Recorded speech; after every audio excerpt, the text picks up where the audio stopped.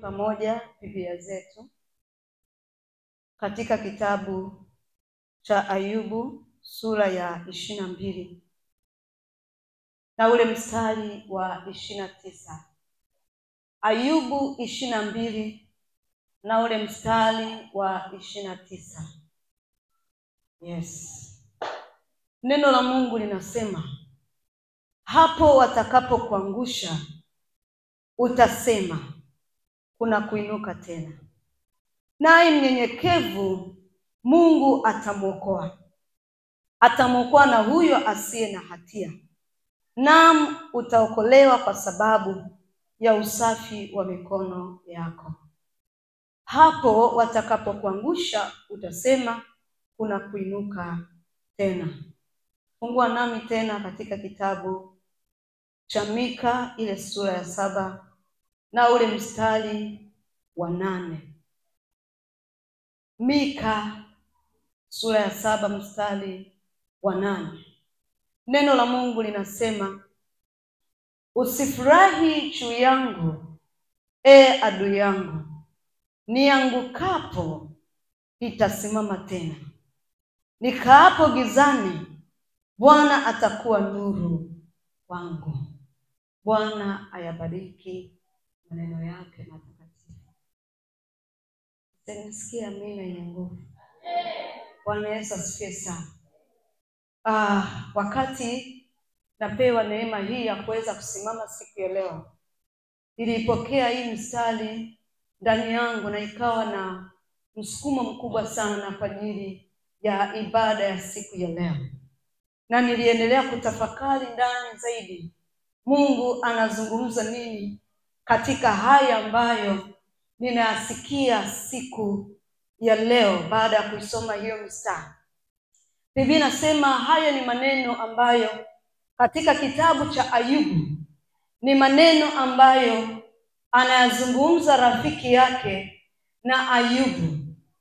Ayubu akiwa katika kipindi ambacho ni kigumu, kipindi cha kukatisha tamaa.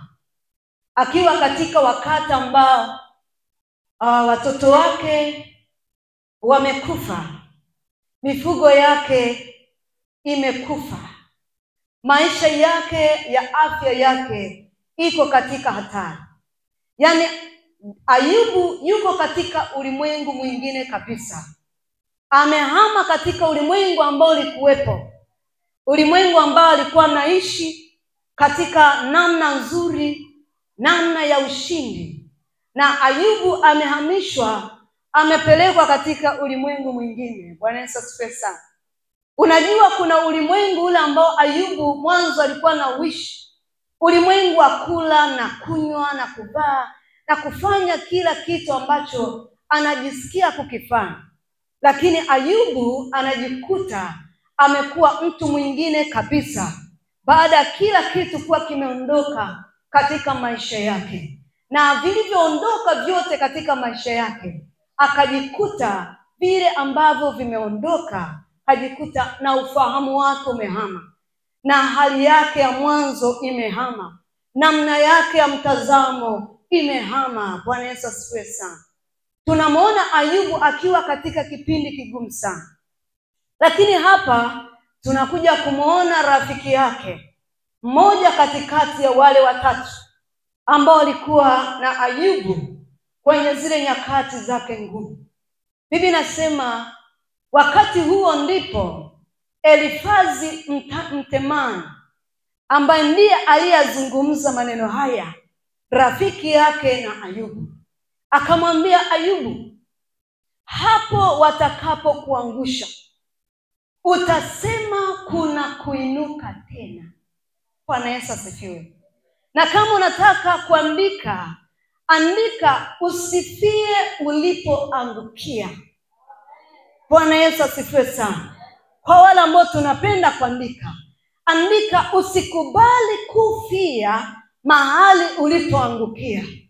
Au unaweza ukajiambia sitafia mahali nilipoangukia.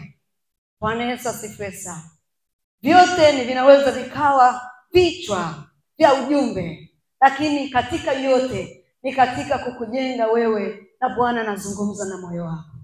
Bwana Yesu asifiwe sana. Wakati na tafakari maneno haya, niliona Bwana akinipeleka katika vitabu tofauti, lakini akinipeleka katika maisha ya watu, na akawa nasikia ndani yangu naambiwa wapo majemedali wengi sana katika ulimwengu ambao wameangushwa na anguko lao wamejikuta hawezi kuinuka tena. Bwana Yesu asifiwe sana. Kuna majemedali wengi sana ambao wako katika ulimwengu mwingine kabisa, baada ya kujikuta ulimwengu wa roho, upande wa giza, ukikamata nafsi zao na ukikamata maisha yao, wamejikuta wameanguka na hawapo tena katika ile hatua zao za mwanzo, wameangushwa. Bwana Yesu asifiwe sana. Unaweza ukaanguka mwenyewe, lakini pia unaweza ukaangushwa, kwa sababu ni kazi ya ufalme wa giza ndiyo ambao unayafanya yote haya kwa ajili ya kumwangusha mtu. Haleluya. Kwa sababu hata huyu ambaye tumemsoma Ayubu, unaweza ukagundua kwamba ilitokea tu uchokozi mwingi sana kwa ajili ya Ayubu ili aweze kuanguka. Naongea na kanisa. Haleluya. Hata huyu ambaye alikuwa ni mwenye haki, Biblia inamsifia, inasema mtu mkamilifu, mtu ambaye halikuwa hatendi dhambi, lakini bado aliweza kuangushwa. Aliyesababisha ni nani? Yupo ambaye alisababisha mpaka kujikuta Ayubu anajikuta katika ile hali. Kwa sababu ukiangalia mwanzo kabisa, utaona kabisa Biblia inasema kwamba shetani tunamuona anajizungusha mbele za Mungu kila siku ili alipate neno ambalo litaenda kumsababisha Ayubu aweze kuanguka. Haleluya kanisa. Haleluya. Anajizungusha kila siku. Bwana anamuuliza, umemuona mtumishi wangu Ayubu, mtu ambaye ni mkamilifu, mtu ambaye ni mchaji, mtu ambaye amejaa neno langu, mtu ambaye nimembariki, umemuona? Anasema ndiyo, nimemuona. Si wewe umemzingira pande zote? Huyu anakutumikia kwa sababu umempa kila kitu. Huyu unakutumikia kwa sababu ana mali, anakutumikia kwa sababu ana mke, anakutumikia kwa sababu ana afya. Ndio maana unaona anakutumikia. Bwana Yesu asifiwe. Huyu ni mchaji wa Mungu. Anaanza kuchongewa. Mwambie jirani yako, anachongewa katika ulimwengu ili aweze kuangushwa. Lakini Biblia inasema kwamba pamoja na kwamba Mungu aliweza kuruhusu anguko la Ayubu, lakini Ayubu kwa sababu hajui nini kilichokuwa kinaendelea katika ulimwengu wa roho, hajui nini majadiliano ambayo yalikuwepo wakati katika ulimwengu wa roho. Maana ninajua kabisa Ayubu angejua majadiliano haya, kuna jambo ambalo angelijua. Kama wewe ni msomaji mzuri wa Biblia, utaangalia mambo mengi kuhusu Ayubu aliyokuwa anazungumza. Bwana Yesu asifiwe. Haleluya. Haleluya.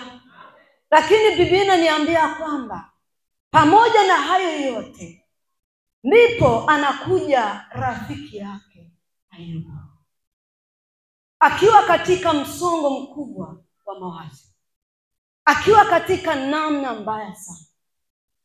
Elifaza anamwambia Ayubu, hata watakapokuwa umekuangusha,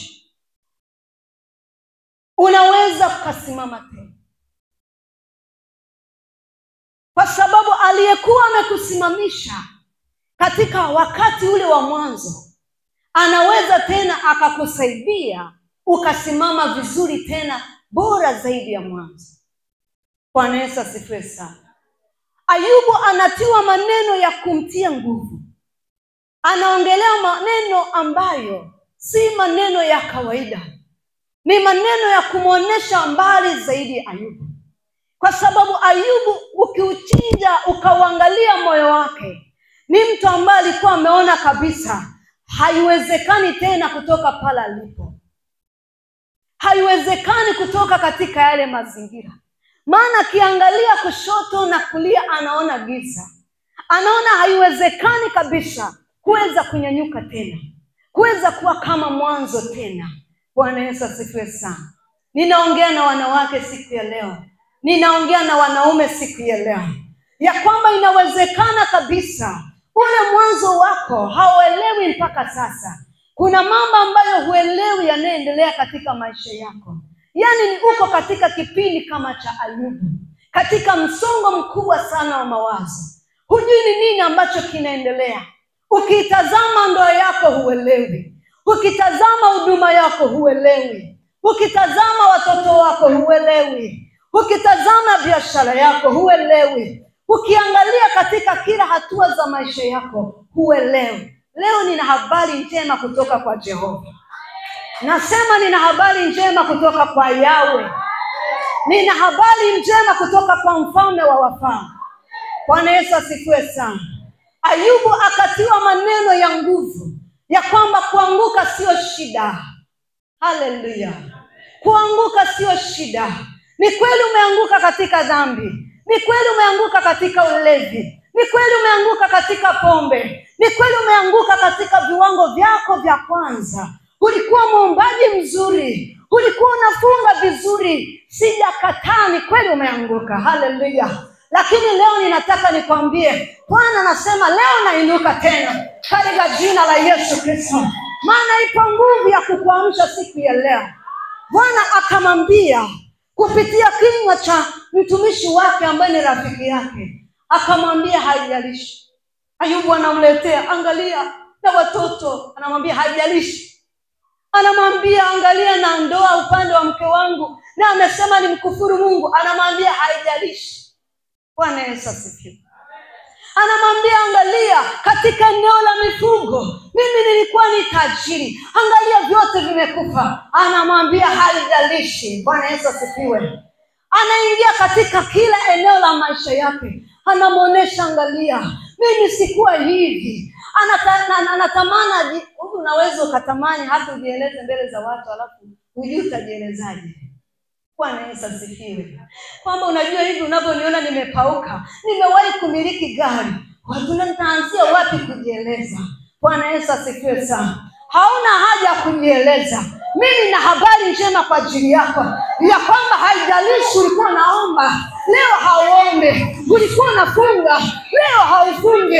Ulikuwa una amani kwenye ndoa, leo amani haipo. Nina habari kwa ajili yako ya kwamba inawezekana kurejea tena.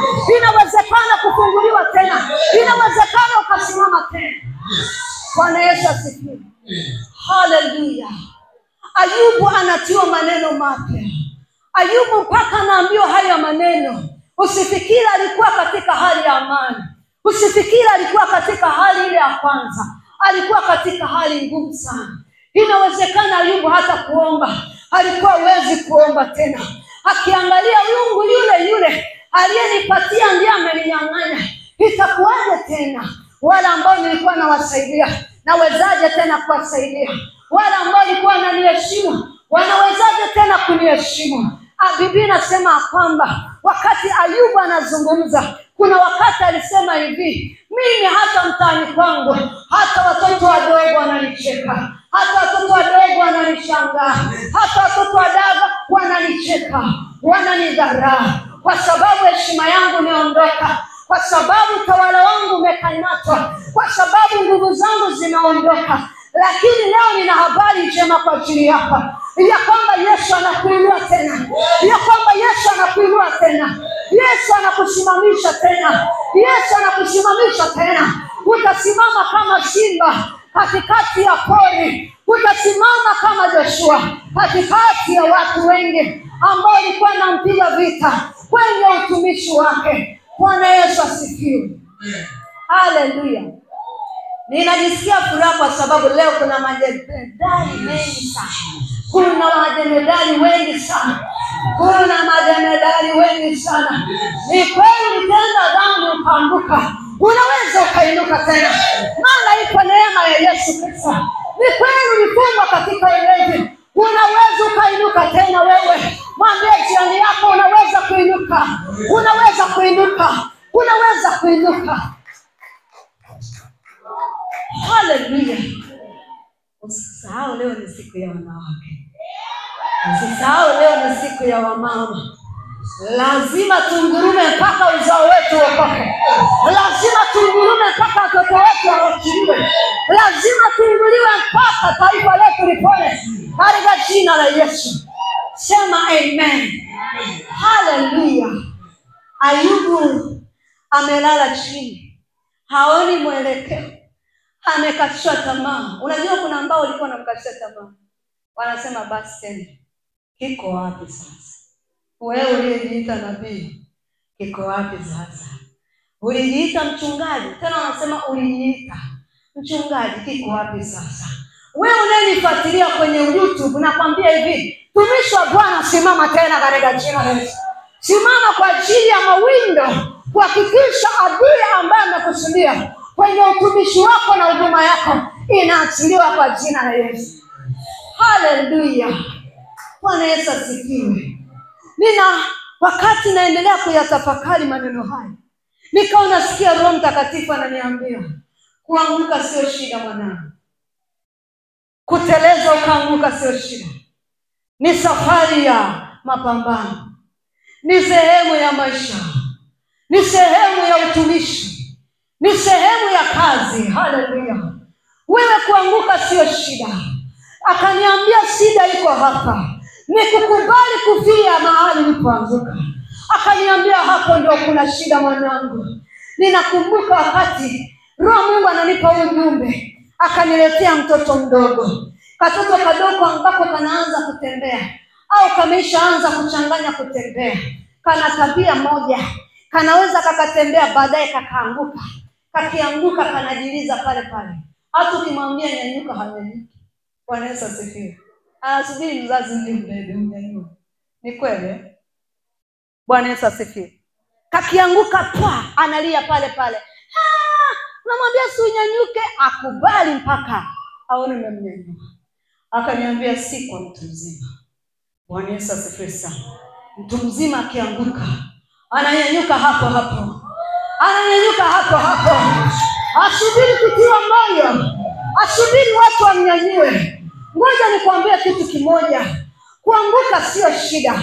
Unaweza ukaanguka, lakini kukubali kufia mahali ulipoanguka, hapo ndio kuna tatizo. Kwa sababu nampa mlango adui ili aende kukufutilia mbali. Yaani kama ni silaha zako na zikoke, ili aende kufyeka kichwa chako sawa sawa. Kwa sababu kumbuka wakati unakimbizwa, pako unajikuta unaanguka. Aliyekuwa anakukimbiza haimaanishi amekuacha. Bwana Yesu asifiwe sana. Amekukimbiza na anapofanikiwa akakuangusha. Maana kabla hujaanguka, vipo vitu taratibu alianza kuvitengeneza. Haujaanguka tu kwa sababu umeanguka. Kuna vitu vimeanza kutengenezwa. Kuna mikakati imetengenezwa kwa muda mrefu tu. Namna gani tuiangushe nyumba ya mama huyu? Namna gani tuangushe mtumishi huyu? Namna gani tuangushe ndoa ya huyu mama? Namna gani tuangushe hii biashara? Kwa hiyo wamekaa wakaweka mikakati. Wakaanza kupanga kwa siri. Tutaanza kwenye eneo la maombi huyu. Tutakata mawasiliano. Asiweze kuomba. Tutamuweka bize tu. Aone kwamba ni kawaida. Na ile hali itakapoondoka, tutaanza kuingiza vitu vyetu taratibu. Tukifanikiwa eneo la maombi, tutaingia eneo la kufunga. Hata funga tena huyu. Tutahakisha tuna mzima. Kwa sababu vita hii inaanzia katika ulimwengu wa roho. Kabla hujaona katika mwili, anguko limeanzia rohoni. Kwa hiyo wanatega mitego yao taratibu katika ulimwengu ambao hauoni wewe. Katika upande wa siri, wewe unaishia katika anguko. Imekuwaje biashara yangu imeanguka? Imekuwaje kazi yangu imeanguka? Imekuwaje watoto wangu wamekuwa chakodoro? Imekuwaje uzao wangu umekuwa hivi? Mbona hatukuanza hivi? Bwana Yesu asifiwe. Ngoja nikwambie. Katika uumbaji wa Mungu, wakati Mungu anamuumba mwanadamu, hakuna Mungu mahali ambapo amemuumba mlevi, akamuumba mzizi, akamuumba maskini. Haleluya. Akamuumba mtu dhaifu. Biblia inasema tangu mwanzo Mungu alimuumba mtu mke na akamuumba mtu mume. akaweka waweze kutawala, waweze kuwa ongezeka, waweze kuwa watu wa tofauti. Akawapa nguvu, akawapa uweza, akawapatia mamlaka. Katika Biblia tangu nimesoma, hakuna mahali ambapo pameandikwa Mungu akaumba malaya, Mungu akaumba mzinzi, Mungu akaumba mlevi. Hakuna kitu kama hicho. Hayo unayoona anaendelea katika maisha yako ni matokeo aliyoanzia gizani kwa ajili ya kuharibu uzao wa mwanadamu, kwa ajili ya kuharibu watoto wa Mungu, kwa ajili ya kuharibu wanadamu wasiweze kumtumikia, wasiweze kumwabudu. Ni kwa ajili ya kuwakosesha wanadamu pamoja na mbingu kule walikotokea. Katika matokeo ambayo tunayaona yanaendelea kwenye maisha yetu, yameanzia katika ulimwengu wa siri, ulimwengu ambao unapanga mikakati, ulimwengu ambao kila siku unapoamka wanawaza tumalizeje huyu. Kila unapoamka wanakaa wanawaza tumalizeje huyu katika hii familia, tuwamalizeje, tutengeneze ugonjwa, tuwatupie kiskari tu. Wakiendelea kiskari, tutahakisha tumemaliza huko. Tuwatupie HIV, ikiendelea HIV, tutamaliza huko. Lakini siku ya leo nasi tumegundua hatuwezi kufa kizembe katika jina la Yesu. Hatuwezi kufa kizembe katika jina la Yesu. Tunanyanyuka pale tulipoanguka, ili yale waliokusudia juu yetu asiweze kufanikiwa. Baba alitufundisha kitu kizuri siku ya Jumapili. Akasema adui yako ni nani? Haleluya. Mimi wakati naenda kutafakari, niliona sina adui mwanadamu, nina adui shetani. Haleluya. Bwana Yesu asifiwe. Maana yote yeye ndiye anayepanga namna ya kumtoa mwanadamu katika kusudi la Mungu. Yeye ndiye anayepanga mikakati. Mungu alimtoa mbinguni huyu mtu aje kuwa nabii katika ulimwengu, anambadilishia. Anaitwa hiki cha pombe badala ya kuitwa nabii wa Bwana. Haleluya. Bwana Yesu asifiwe. Adui ndiye anayebadilisha kila kitu katika ulimwengu wa roho. Mungu anamtoa mtu mbinguni akiwa amebeba hatima kubwa, kuja kusaidia jamii, kuja kuokoa maukoo mengi katika ulimwengu. Lakini baada ya kufika hapa, anabadilishiwa hatima. Bwana Yesu asifiwe sana. Na kumbuke ikiwa umeshabadilishiwa hatima, utaishi maisha ya utumwa tu. Utaishi maisha ambayo si ya kwako. Bwana Yesu asifiwe. Na hakuna kinachoweza kuendelea katika ustadi wa mbingu. Unabadilishiwa. Lakini Bwana akaniambia shida si kuanguka. Ni kweli ukitafakari wewe mwenyewe hapo ndipo. Na mimi nikitafakari ndani, ninagundua kwamba hivi sivyo nilivyokuwa. Gundua kwamba hivi sivyo ulivyokuwa. Na inawezekana kabisa namna yako ya kwanza huielewi, namna yako ya sasa huielewi. Lakini haimaanishi ni mwisho. Bwana akaniambia waambie watu wangu wanyanyuke tena, wasimame tena. Maana neema bado ipo. Maana damu ya Yesu bado inanena mema. Maana neema ya Mungu bado ipo kwa wanadamu. Ndio maana nasema utanyanyuka tena. Lakini kabla ya kunyanyuka, kuna kitu nataka ukijue. Biblia inasema usifurahi adui yako, niangukapo nitasimama tena. Nitasimama tena.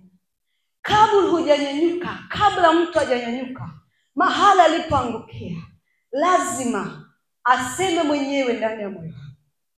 Iwepo nia ndani ya moyo wake, aone kwamba mahali hapa si salama. Bwana Yesu asifiwe. Aone kabisa mahali hapa si salama. Alafu ajiambie moyoni mwake, uwepo msukumo ambao utamwambia sio mahali pako, ambapo hiyo nguvu itakapoingia ndani yake ataweza kusimama tena. Kwa sababu ipo nguvu ambayo itaachiliwa baada ya mimi na wewe kuona kwamba sivyo Mungu alivyonileta niwe, sivyo Mungu alivyokusudia niwe. sivyo ndoa yangu Mungu alivyokusudia, sivyo watoto wangu Mungu alivyowakusudia, sivyo utumishi wangu Mungu alivyokusudia. Bwana Yesu asifiwe sana. Ukishatazama lazima iwepo nia ya dhati ya kujiambia ninaweza kusimama tena. Haleluya. Kujiambia mwenyewe kwamba ninaweza kusimama tena, ninaweza kuinuka hapa nilipoanguka, hapa ambapo nilionekana siwezi, hapa ambapo nilionekana ndoa yangu imepigwa, huduma yangu imepigwa, kazi yangu imepigwa, uchumi wangu umepigwa. Ni kweli, lakini ninaweza kusimama tena, kwa sababu ninaweza mambo yote katika yeye anitie nguvu. Bwana Yesu asifiwe. Si wewe ambao utasababisha hali yako ile ya kwanza kuweza kutokea, bali yupo ambaye atakusaidia baada ya wewe kugundua kwamba mahali hapa si mahali pako. Wewe si mtu wa kwanza. Wakati Roho Mtakatifu ananipa somo hili, akaniambia wewe si mtu wa kwanza, na wala watu wangu si watu wa kwanza. Wapo watu wengi ambao tena wanaitwa majemedari katika Biblia, ambao waliweza kufanya kazi kubwa, lakini kuna kipindi na wao walilala, kuna kipindi na wao walianguka. Bwana Yesu asifiwe. Kuna kipindi na wao wamewahi kunyosha mikono, kuna kipindi ile spidi yao iliweza kupungua. Kwa hiyo wewe si mtu wa kwanza. Bwana Yesu asifiwe sana. Unaweza ukadhania nini kwa mtu mmoja, mtu mkubwa anayeitwa Elia, mtu ambaye amefanya mambo makubwa katika dunia, mtu ambaye amefanya mambo ya ajabu katika ulimwengu. Ameenda ameushusha moto katika mlima Karmeli, ameenda akawaangusha chini wale manabii wa bahari, wote wamewagaragaza. Lakini kuna kipindi ambacho yako maneno ambayo yaliingia masikioni mwake, zipo taarifa ambazo ziliingia moyoni mwake, zikamgaragaza Elia, zikamfanya Elia atoke aanze kukimbia. Biblia inasema wakati anakimbia Elia, anamkimbia mwanamke Yezebeli ambaye amemtishia kumuua kabisa, ya kwamba kama umefanya hivyo nami kichwa chako kesho nitakikatilia mbali. Kama ulimewafanyia hivyo manabii wangu, na wewe nitakikatilia mbali kichwa chako. Nabii Elia. Mwambie jirani yako nabii Elia. Mwambie tena ni nabii Elia. Sio mama Sikuzana, ni nabii Elia.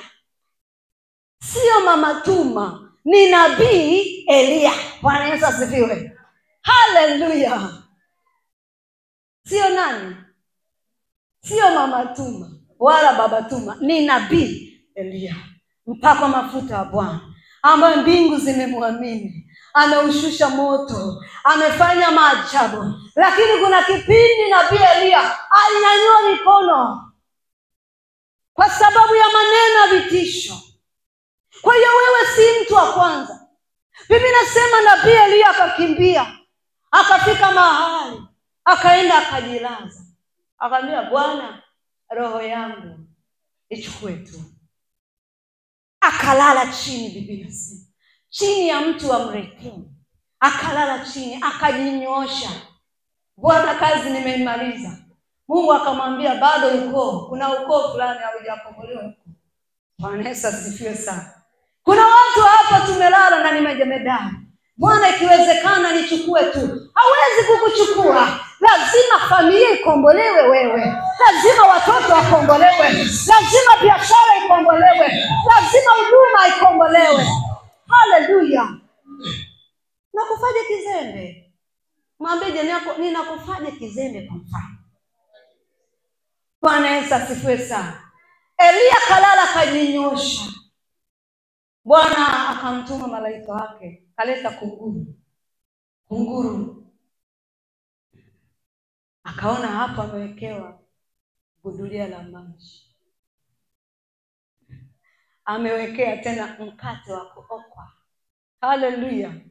Wangapo mwahi kula mkate wa kuokwa? Wewe ni mkate wa mbingu.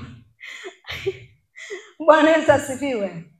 Bwana akamwambia Elia, amka ule, kwa maana bado na safari.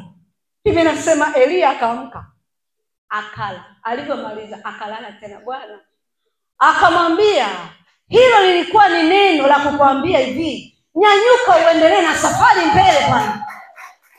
Haleluya. Elia, najua nilichanganya kwa sababu yote anazungumzia. Haleluya.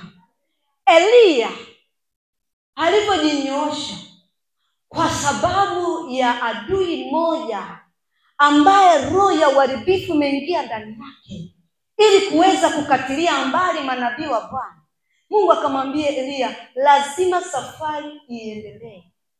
Hebu tusome hii habari ya Elia. Unaniruhusu nisome? Hebu nifungulie, afungua pamoja na mimi. Lakini ukipata Pastor David utanisaidia. Katika Wafalme wa kwanza sura ya 19 mstari wa 1 mpaka wa 11. Wafalme wa kwanza sura ya 19. Ngoja nisome mwenyewe. Biblia inasema, Wafalme wa kwanza sura ya 19 mstari wa 2, ndipo Yezebeli akampelekea Elia mjumbe kusema, miungu anifanyie hivyo na kuzidi, nisipokufanya roho yako kesho panapo wakati huu kama roho ya mmojawapo wa hao. Na alipoona hayo, aliondoka akaenda akahifadhi roho yake. Hebu sema roho yake. Akafika Beersheba, mji wa Daudi, akamwacha mtumishi wake huko, lakini yeye mwenyewe akaendelea katika jangwa mwendo wa siku moja. Akaenda akaketi chini ya mretemu, akajiombea roho yake afe. Mwambie jirani yako afe. Akasema, yatosha sasa, Bwana, uiondoe roho yangu, kwa kuwa mimi si mwema kuliko baba zangu. Naye akajinyosha akalala chini ya mretemu. Na tazama, malaika akamgusa akamwambia, inuka ule. Akatazama, kumbe pana mkate uliookwa juu ya makaa na gudulia la maji kichwani. Akala akanywa, akajinyosha tena. Malaika wa Bwana akamwendea mara ya pili, akamgusa akasema, inuka ule, maana safari hii ni kubwa mno kwako. Akainuka akala akanywa, akaenda katika nguvu za hicho chakula siku 40 mchana na usiku, hata akafika Horebu, mlima wa Mungu. Akafika kunako pango, akalala ndani yake. Na tazama, neno la Bwana likamjia, naye akamwambia, unafanya nini hapa Elia? Akasema, nimeona wivu mwingi kwa ajili ya Bwana Mungu wa majeshi, kwa kuwa wana wa Israeli wameacha maagizo yako na kuzivunja madhabahu zako na kuwaua manabii wako kwa upanga. Nami nimesalia mimi peke yangu, nao wanitafuta roho yangu waniondoe. Sitaendelea, ngoja tuishie hapa. Bwana Yesu asifiwe sana. Unaona kitu nilichokuwa nakwambia? Unaona nilichokuwa nakwambia? Huyu ni nabii, lakini kuna kipindi ambacho alikipitia na akajikuta hawezi tena kupiga hatua nyingine tena. Huyu ni mtu ambaye alijikuta amekata tamaa kabisa. Wangapi wamewahi kuomba Mungu wafe? Wamewahi kuomba wafe? Umewahi kuomba ufe, yani kutoka moyoni? Kama upo hapa, umewahi kuomba ufe? Ayaya. Bwana Yesu asifiwe sana. Leo unarejeshwa katika jina la Yesu. Unarejeshewa kila kilichokuwa kimeibiwa kwenye maisha yako. Haleluya. Hii ni dalili ya mwisho kabisa ya mwanadamu. Kwa sababu wanadamu sisi wote ambao tuko hapa duniani, pamoja na mitikasi yote ambayo inaendelea katika ulimwengu, pamoja na mambo magumu ambayo inaendelea katika ulimwengu, ukimwambia mwanadamu juu ya kufa, anakuambia tusiongee hizo habari. Ni kweli? Ni kweli? Hizo habari achana nazo, habari za kufa.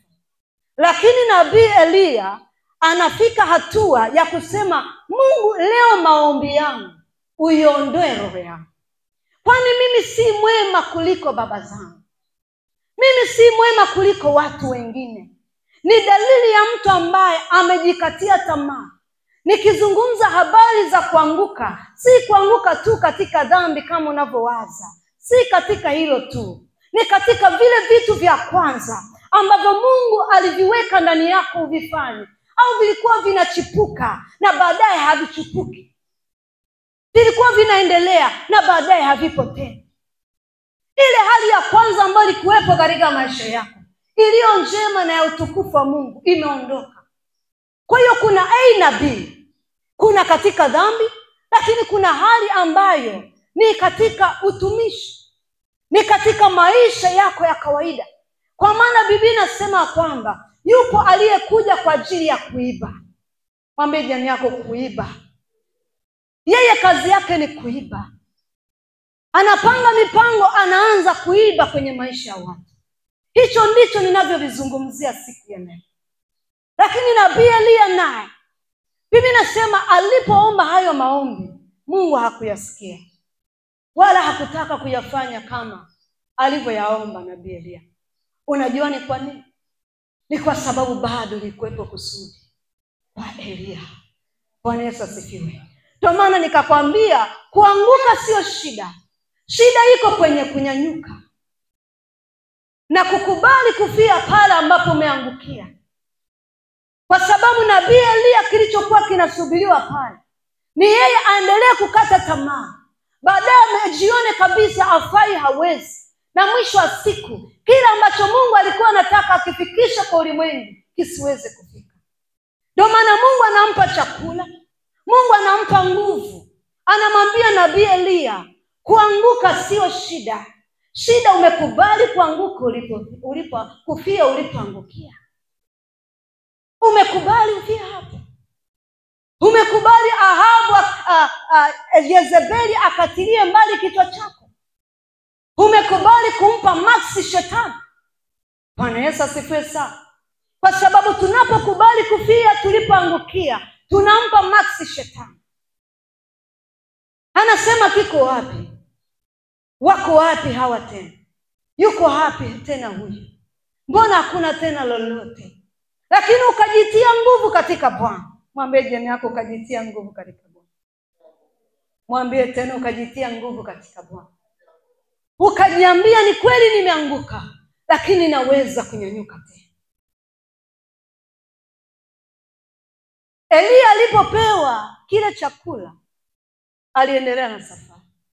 Alisikia neno la Mungu, akaendelea na safari.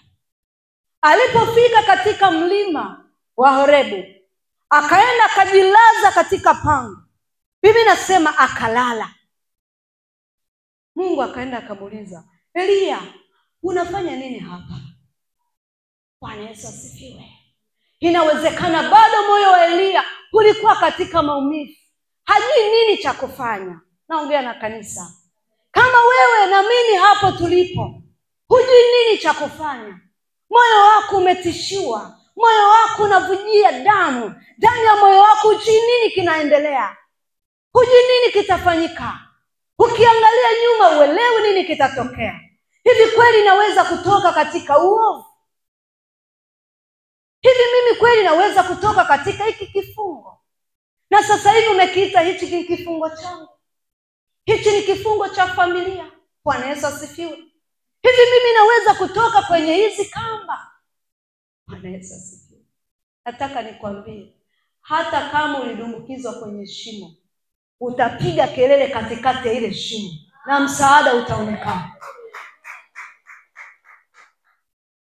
Lakini si kukubali kufia kwenye hilo shimo. Wanaweza kama umefunga kinywa chako, lakini sio moyo. Bwana Yesu asifiwe sana. Kinywa kinaweza kikaa kimefungwa kabisa, huwezi kuzungumza. Wanakwambia nyamaza, funga mdomo, na ikiwezekana wanakuwekea na pasta kabisa ili kinywa kisiweze kutamka. Lakini ipo sauti ya ndani ambayo huko ndiko ambako kunatokea msaada wa kweli, kunatokea msaada wa kweli, kunatokea nguvu ya kweli. Bwana Yesu asifiwe sana. Katika lile pango, Eliya anaulizwa, kwa nini uko hapa? Na mimi nakuuliza, kwa nini uko hapa? Unafanya nini hapa? Je, umekubali kufia hapa? Muulize jirani yako, umekubali? Uliza tena, umekubali kabisa? Kabisa umekubali familia yako iwe hivyo? Umekubali kabisa watoto wako wawe hivyo? My God. Umekubali uwe hivyo hivyo ulivyo? Haleluya. Ninaona majemadari leo wakiinuliwa tena.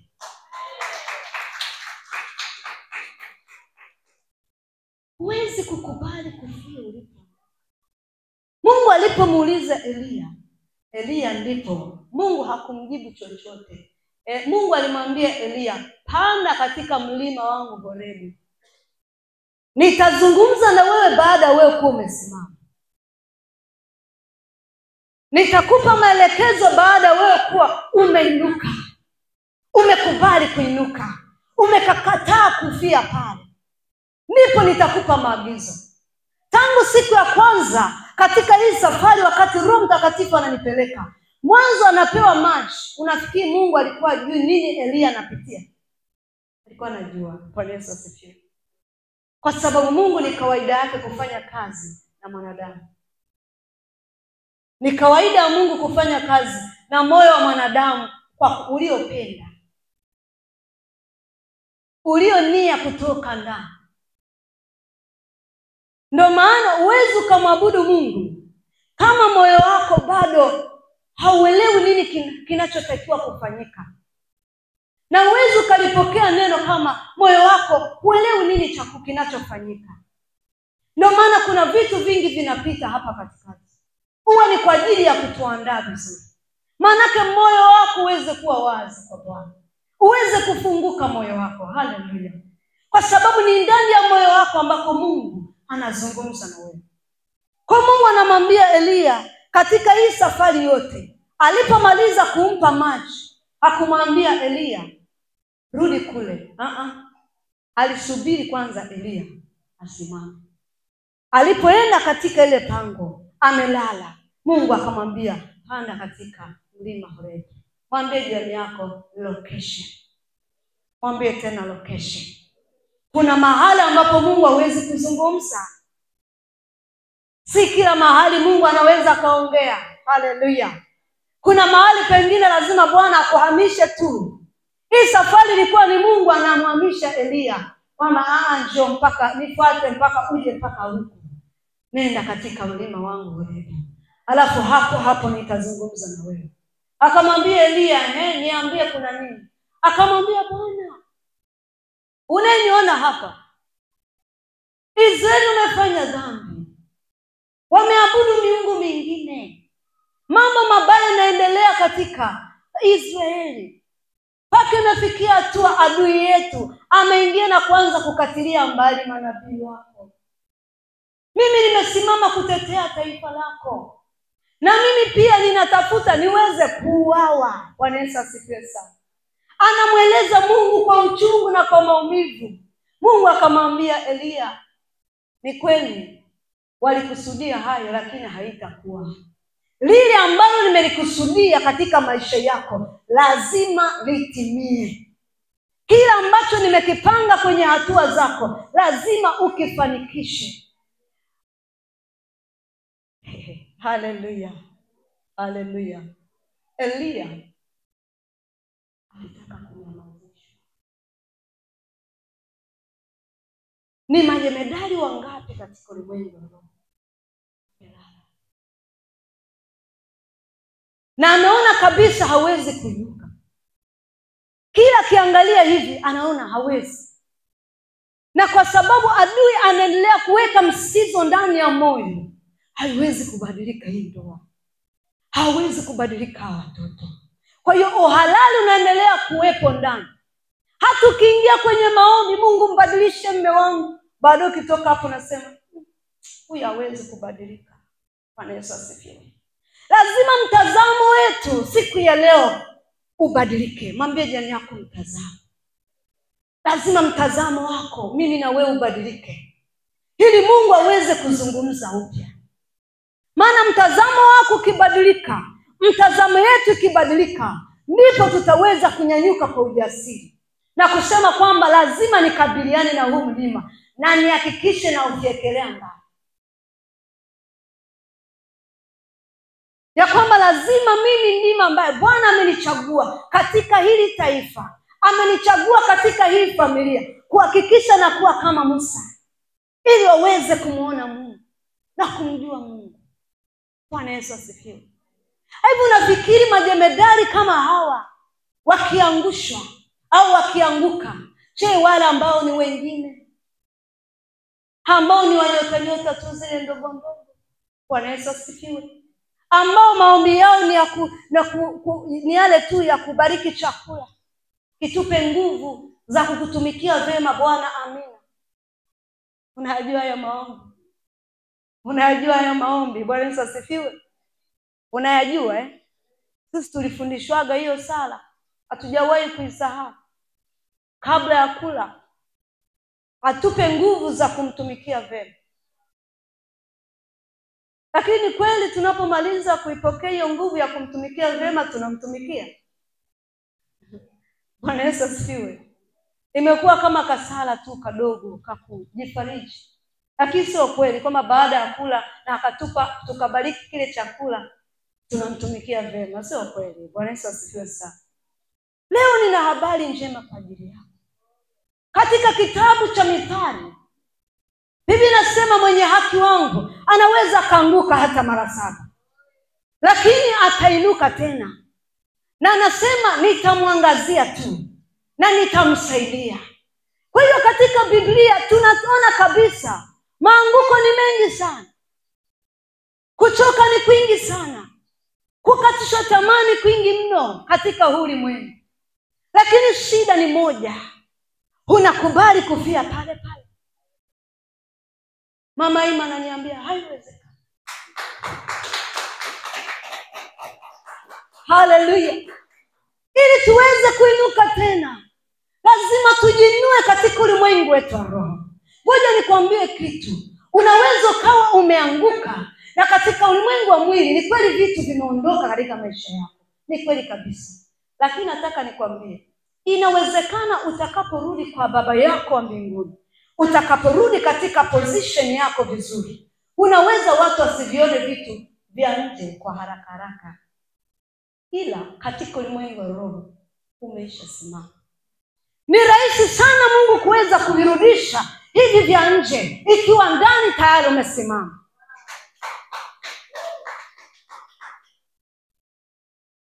Ni rahisi sana Mungu kuvileta. Hivi vya nje sio shida. Mwambie jirani yako vya nje sio shida. Usihangaike na vitu vya nje. Ukiviangalia vitu vya ndani, vile ndivyo vinavyovuta vitu vya nje. Kubali kutengenezwa katika vitu vya ndani, alafu vya nje vitakufuata vyenyewe. Kwa hiyo mimi na wewe tunachokihitaji ni kuinuka katika namna yetu ya ndani.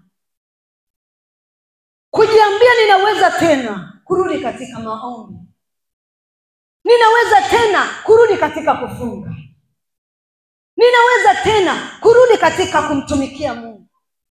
Ninaweza tena kurudi katika kuyafanya yale ambayo nilikuwaga nayafanya ya mkuu. Na sasa hivi siyafanya. Mwanzo nilikuwa nayafanya kwa upendo. Nilikuwa nayafanya kwa kujitoa. Nilikuwa nayafanya kwa spidi. Nilikuwa nayafanya pasipo kumwangalia mtu.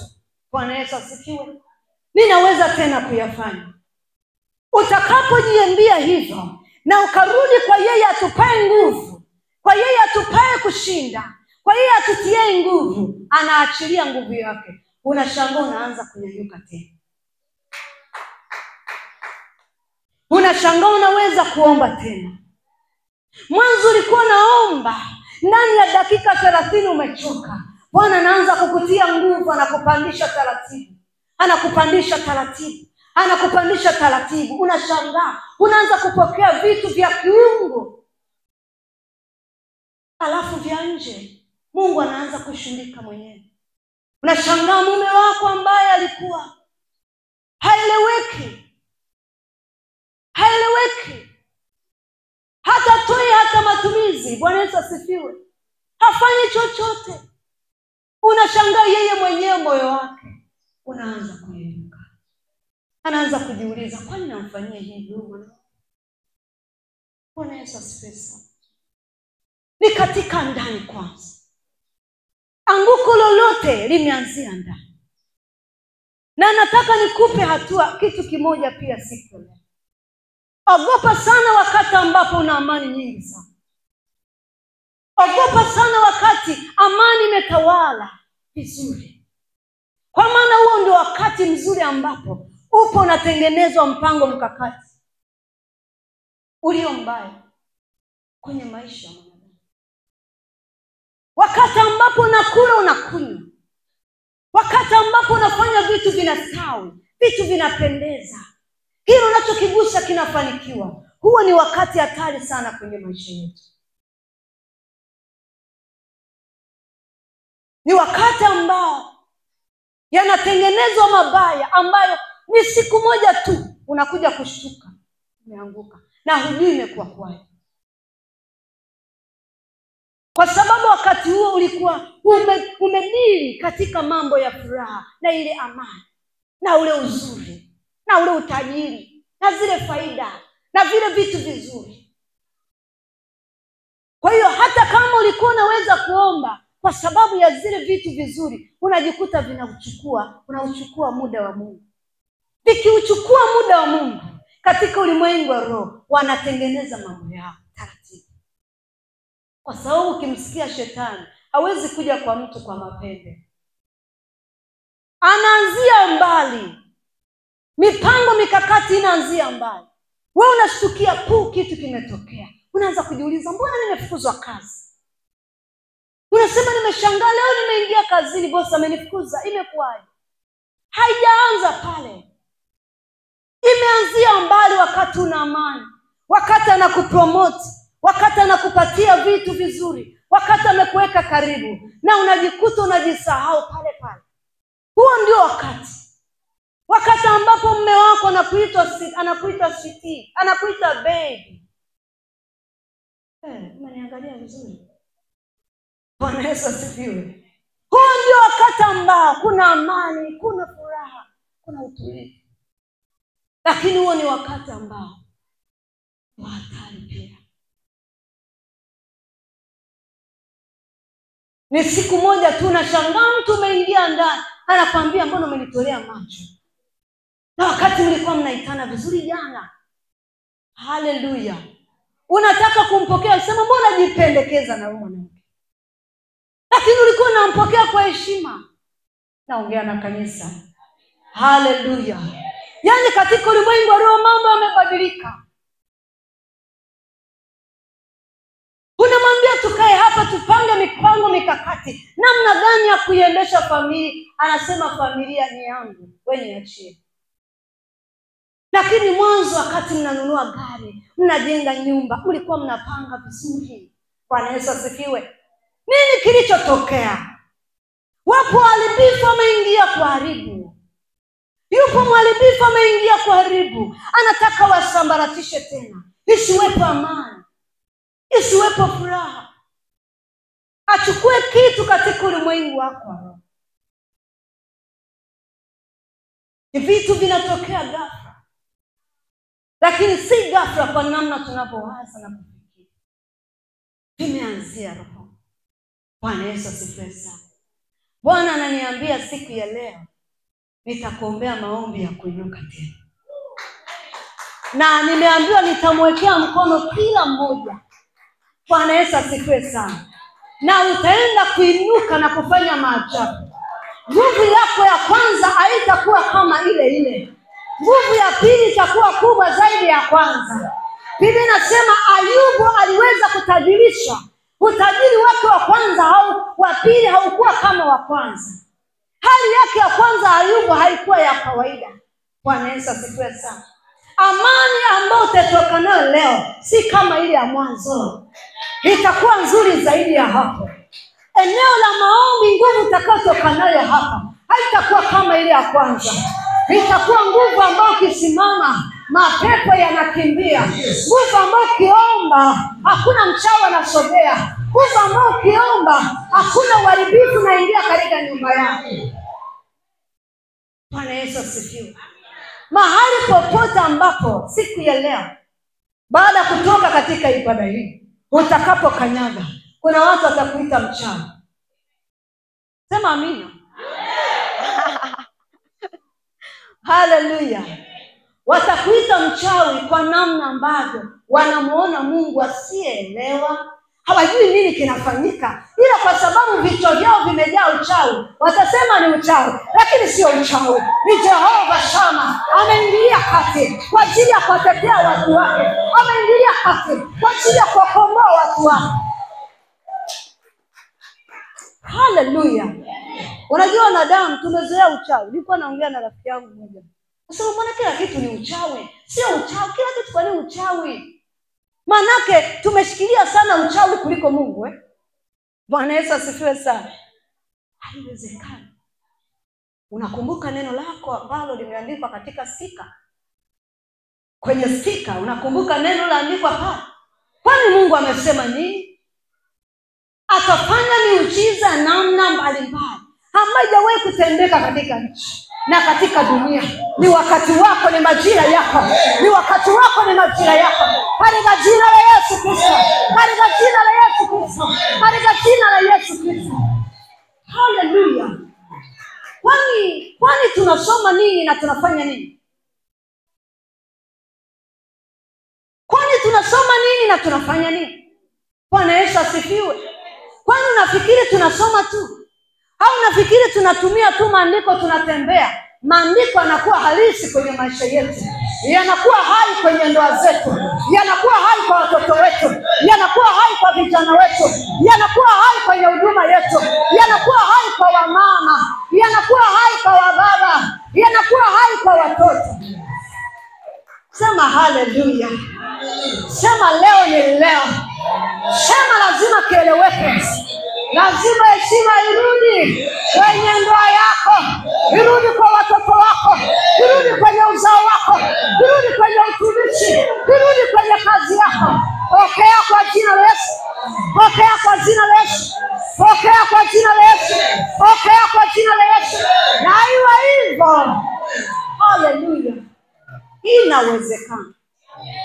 Kama wao wanataja farasi, wanataja magari, tunalitaja jina la Yesu. Jina lenye nguvu, jina lenye uweza, jina lenye mamlaka, jina ambalo likitajwa magonjwa yasimame, jina ambalo likitajwa umaskini usimame, jina ambalo likitajwa mapepo yasimame. Jina la Yesu Kristo. Mwanaume aliyepewa upagani wa kifalme amekirimiwa majina. Jina kuu, jina la ajabu, jina lenye uwezo. Ninalipenda hili jina. Haleluya. Yako majina mengi, lakini hili jina wacha kabisa. Haleluya. Mwambie jirani yako, unaona nini siku ya leo? Muulize tena, unaona nini siku ya leo? Okay, swali rahisi. Mwambie mpaka sasa unaona nini? Muulize mpaka sasa unaona nini? Mkazie macho. Asijipige macho. Mwambie mpaka sasa wewe mwenyewe unaona nini? Haleluya. Haleluya. Tuko kwenye majira mapya. Tuko kwenye majira mapya. Unajua tunaelekea mwezi wa 6. Unajua ni majira mengine mapya. Unajua mbingu zinaandaa nini kwa ajili yako. Unatambua majira yako siku ya leo. Bwana Yesu asifiwe sana. Ninakuandaa kwa ajili ya majira mapya. Kwa maana huu mwaka si wa kawaida kwako. Si mwaka wa kawaida kwako. Utakapoingia kwenye maombi ya siku 3, ni majira mapya kabisa kwenye maisha yako. Vilivyokukimbia vitakukimbilia. Haleluya. Haleluya. Eti boyfriend ameniacha, atakutafuta tena. Unakumbuka nimewahi kuambia usimpigie simu? Unakumbuka Unakumbuka nimewahi kuambia usijipendekeze sana Bwana Yesu asifiwe. Usijipendekeze sana mpaka ukamkera. Acha yeye mwenyewe asumbuke kwa ajili yako. Acha yeye mwenyewe akerekete kwa ajili yako. Acha yeye mwenyewe akukimbize kwa ajili yako. Haleluya. Ni majira yako. Ni wakati wako. Ni siku yako leo. Mimi naona ni siku nzuri. Mimi naona ni siku nzuri. Ninaona shuhuda kwa watu. Bwana Yesu asifiwe. Ninaona vifungo havipo tena kwako. Ninaona hatua mpya kwenye maisha yako. Ninaona vifungo vimeondoka kwako. Wewe hakuna laana ya babu tena kwako. Hakuna tena laana ya bibi kwako. Hakuna tena laana ya nani yule? Ya nani? Ya shangazi. Shangazi alisema sitaolewa. Nasema hivi, unaenda kuolewa hapa madhabahu. Wataimba na melemeta. Na wewe uko uliko kwa njia ya mtandao, watakuimbia unamelemeta katika jina la Yesu. Haleluya. Kama namuona baba yangu Pastor Geoffrey akimfurahia binti yake fulani, akiwafurahia mama fulani hapa, wakitembea kwa mwendo wa kunyatanyaka na kufurahia. Wewe anza kutembea kwa ukiwa umevaa kile kiatu kirefu bwana. Hebu usivae tena hivi. Haleluya. Hebu anza kujitabiria. Bwana Yesu asifiwe. Si unataka uingie kwenye ndoa? Hivi kuna siku ya harusi watu wanavaa buti? Mama mchungaji, unavaa buti? Hawavaa buti bwana. Kuna kakiatu fulani waka napita bwana. Pastor Susan.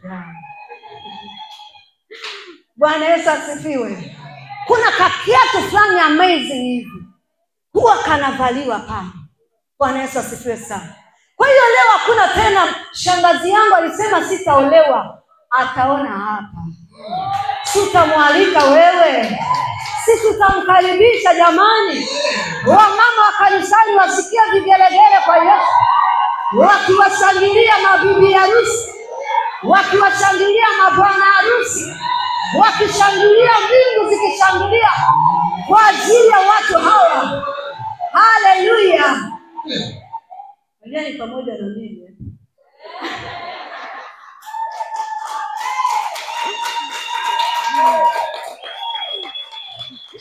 Bwana Yesu asifiwe sana. Hakika leo ni siku yako. Na sijisikii kuendelea na maneno mengi.